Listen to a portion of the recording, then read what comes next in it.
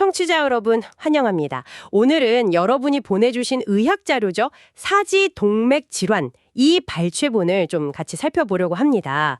네, 오늘 저희가 집중적으로 파헤쳐볼 주제는 바로 말초동맥 질환. PAD라고도 하죠. 이 다리 혈관에 문제가 생기는 병에 대해서요. 그 원인부터 증상, 그리고 어떻게 이걸 알아내고 또 치료하는지 좀 깊이 알아보려고 해요. 그리고 이 PAD와는 조금 다른 양상을 보이는 두 가지 질환도 함께 짚어볼 건데요. 주로 젊은 흡연자에게 나타난다는 버거시병하고 또 갑자기 다리가 확 차가워지는 응급 상황, 급성 사지 허열 이것도 같이 보면서 우리 몸의 혈액순환 문제에 대한 이해를 좀 넓혀보는 시간을 갖겠습니다.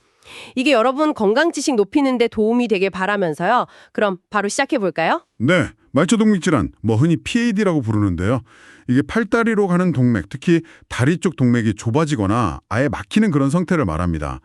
가장 흔한 원인은 역시 40세 이상에서 주로 나타나는 죽상경화증이에요. 그 혈관벽에 콜레스테롤 같은 찌꺼기가 이렇게 쌓여서 혈관 통로가 좁아지는 거죠. 오래된 수도관에 녹이 쓰는 거랑 좀 비슷하다고 보시면 돼요. 아, 혈관에요. 그 찌꺼기가 쌓이는 게 주된 문제군요. 근데 이게 왜 그렇게 중요할까요? 단순히 그냥 다리 문제로만 생각할 건 아닌 것 같은데요. 네, 맞아요. 정확히 보셨습니다. PAD는 그냥 다리 혈관만의 문제가 아니라 사실은 전신 혈관 건강의 어떤 경고 신호로 봐야 하거든요. 그러니까 다리 혈관에 죽상경화증이 있다는 건 심장이나 뇌혈관에도 비슷한 문제가 있을 가능성이 매우 높다 이런 뜻이에요. 그래서 PAD 환자분들은 심근경색이나 뇌졸중 같은 이런 심각한 심내 혈관 질환 위험도 훨씬 높다고 알려져 있습니다. 그럼 그 죽상경화증 말고 다른 원인도 있나요? 특히 어떤 분들이 더 조심해야 할지 그 위험 요인이 궁금해요. 죽상경화증 외에도요. 혈전이 갑자기 생기거나 혈전증, 아니면 바른 데서 생긴 혈전이 이렇게 휙 날아와서 막는 경우 색전증도 있고요. 또 혈관 자체에 염증이 생기는 혈관염 같은 이런 다양한 원인이 있을 수 있습니다. 하지만 정말 압도적으로 중요한 위험 요인을 꼽으라면 바로 흡연하고 당뇨병입니다. 이 두 가지는 정말 PAD 발병이나 악화에 치명적이라고 할 수 있어요. 그 외에는 고혈압, 고콜레스테롤 혈증, 만성 신부전 같은 것도 주요 위험 요인이고요. 아무래도 나이가 들수록 특히 한 60대, 70대의 발병률이 가장 높아집니다. 흡연이랑 당뇨병. 아, 정말 귀에 못이 박히도록 듣는 위험 요인인데 여기서도 정말 핵심이네요. 그럼 PAD가 생기면 어떤 증상을 느끼게 되는 건가요? 가장 특징적인 증상은 간헐성 파행이라는 건데요. 간헐성 파행이요? 네, 걸을 때 특히 계단으로 오르거나 좀 빨리 걸으려고 하면 종아리나 허벅지 아니면 엉덩이 근육이 이렇게 아프거나 뭉치고 저리거나 피로감이 느껴지다가요. 잠시 딱 멈춰서 쉬면 또 괜찮아지는 그런 증상입니다. 보통 막힌 혈관보다 아래쪽, 그러니까 원위부 근육에서 통증이 나타나죠. 예를 들어서 허벅지 혈관이 막혔다. 그러면 종아리가 아픈 식으로요. 아, 쉬면 괜찮아진다니. 이거 그냥 나이 들어서 그러가 보다 하고 넘기기 쉬울 수도 있겠어요. 맞습니다. 실제로 PAD 환자분들 중에 한 절반 정도는 뚜렷한 증상을 잘 못 느낀다고 해요. 증상이 있어도 그냥 걷는 속도가 좀 느려지거나 약간 불편한 정도, 이 정도로 여기는 경우도 많고요. 하지만 증상이 없다고 해서 안심할 수는 없습니다. 앞서 말씀드렸듯이 전신 혈관 위험은 여전히 높기 때문이죠. 그럼 병이 더 심각해지면 그때는 어떻게 되나요? 혈류 공급이 너무 부족해지면요. 쉬고 있을 때도 통증이 생기는 단계로 갑니다. 이걸 위중사지 허열, Critical Limb Ischemia, CLI 상태라고 부르는데요. 특징적인 게 밤에 이렇게 누우면 통증이 더 심해지고 다리를 침대 아래로 이렇게 내리면 좀 나아지는 경향이 있어요. 그리고 발이 차갑고 감각이 무뎌지고요. 피부색이 창백해지거나 아니면 검붉게 변하기도 합니다. 여기서 더 진행되면 발가락 끝부터 피부가 이렇게 썩어 들어가는 괴사가 발생할 수 있고요. 결국에는 다리를 절단해야 할 수도 있는 정말 심각한 상태입니다. CLI는요. 듣기만 해도 정말 심각한데요. 그럼 이런 PAD를 어떻게 진단하나요? 병원에 가면 어떤 검사를 받게 되죠? 가장 기본적이면서도 아주 중요한 검사가 발목 상완지수, ABI 검사입니다. ABI요? 네, ABI. 아주 간단해요. 팔에서 잰 혈압하고 발목에서 잰 혈압을 비교해서 그 비율을 보는 겁니다. 정상이라면 발목 혈압이 팔 혈압이랑 비슷하거나 약간 높아야 하거든요. 보통 ABI 수치로 1.0에서 1.4 정도가 정상인데요. 근데 PAD로 다리 혈관이 좁아져 있으면 발목 혈압이 팔 혈압보다 낮게 나오겠죠. ABI 수치가 0.9 미만이면 PAD로 진단할 수 있습니다. 이게 뭐 아프지도 않고 간단해서 의심될 때 가장 먼저 해보는 검사죠. 오, 혈압 재는 것만으로 진단이 가능하다니 신기하네요. 그럼 뭐 MRA나 CTA 같은 영상 검사는 언제 필요한 건가요? 네, MRA나 CTA 아니면 직접 혈관에 조영제를 넣고 찍는 그런 혈관 조영술 같은 정밀 영상 검사들은요, 주로 치료 계획을 세울 때 필요합니다. 그러니까 혈관을 좀 넓히는 시술을 할지 아니면 우회하는 수술을 할지 이런 걸 고려할 때 정확히 어디가 얼마나 막혔는지 그 해부학적 정보를 얻기 위해서 시행하는 거죠. 일상적인 PAD 진단 자체는 ABI 검사나 환자분 증상, 의사 진찰 소견 이런 것들로 충분한 경우가 많습니다. 진단이 되면 그 다음 예후는 어떤가요? 치료를 잘 받으면 괜찮아지는지 궁금한데요. 예후는요, 사실 동반된 심장이나 뇌혈관 질환이 얼마나 심한지에 따라 크게 달라집니다. 아까 말씀드렸듯이 PAD 환자는 일반인보다 심혈관 질환으로 사망할 위험이 한 2배에서 4배나 높고요. 5년 전체 사망률도 15%에서 25%에 달한다고 해요. ABI 수치가 낮을수록 예후는 더 안 좋습니다. 보통 5년 정도 이렇게 지켜보면 약 40% 정도는 ABI 수치가 더 나빠지고 한 20에서 25%는 증상이 더 심해진다고 합니다. 그리고 약 10% 정도는 결국 아까 말씀드린 그 심각한 상태 CLI로 진행하게 되고요. 일단 CLI가 되면 1년 안에 4명 중 1명 이상이 다리를 절단하게 될 수도 있습니다. 특히 정말 중요한데요. 흡연을 계속하시거나 당뇨 조절이 잘 안 되는 분들은 결과가 훨씬 안 좋습니다. 예후가 생각보다 정말 심각하군요. 그럼 치료는 어떻게 접근해야 할까요?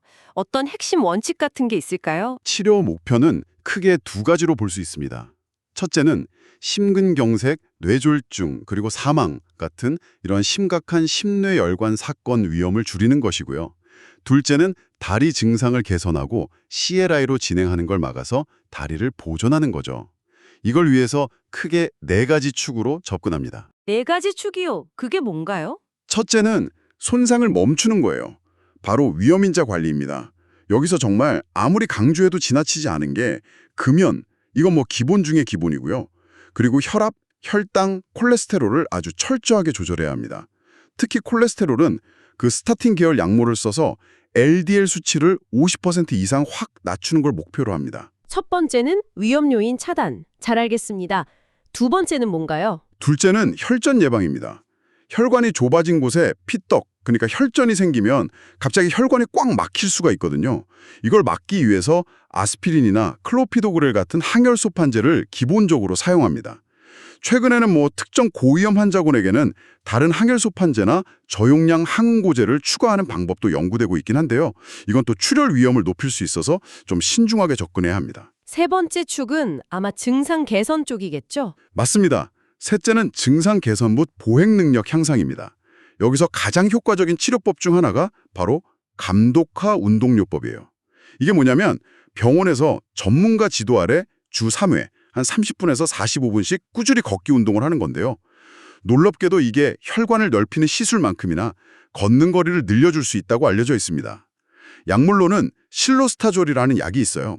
이게 파행 거리를 한 40에서 60% 정도 늘려주는 효과가 입증됐습니다.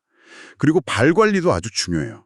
발을 항상 깨끗하고 촉촉하게 유지하고 상처 안 나게 편한 신발 신고 다니는 거예요. 마지막 네 번째 축은 그럼 그 막힌 혈관을 직접 뚫는 건가 보네요. 그렇습니다. 넷째는 혈관 재개통입니다. 앞서 말씀드린 그런 치료에도 불구하고 파행 증상이 너무 심해서 일상생활이 어렵거나 아니면 아예 CLI 상태일 때는요, 좁아지거나 막힌 혈관을 다시 열어주는 치료를 고려합니다. 크게 2가지 방법이 있는데요. 하나는 피부를 통해서 가느다란 관, 카테터를 넣어가지고 풍선이나 스텐트라고 하는 금속 그물망으로 혈관을 넓히는 경피적 시술이고요. 다른 하나는 자기다리 정맥이나 인조혈관을 이용해서 막힌 부위를 이렇게 건너뛰게 우회하는 수술적 치료입니다.